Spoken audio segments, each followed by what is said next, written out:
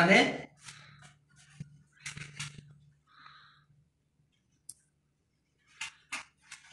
بادی پوپک. بله صاحب.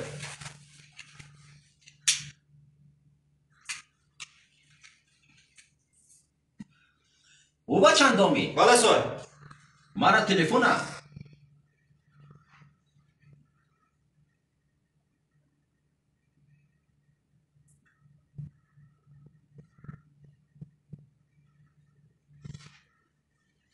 گوش که خر بودنه بابه ما کشتی چیزی برات نگفتم بچی من بکش چیزی برات نمیگم اما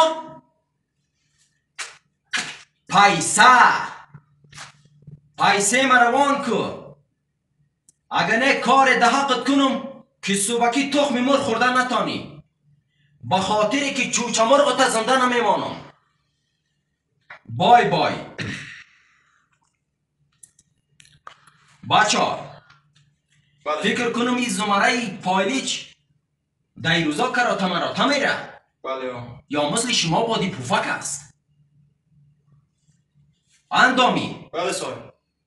بادی پوفک بله صاحب.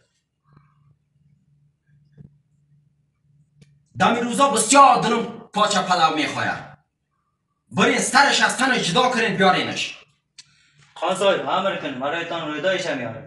خرابش گم شو تو پیش من معلوم هستی تو رم رای موش مسابقه بتن شاید درم جواب تو رو نکاب کنه یالا گم شوین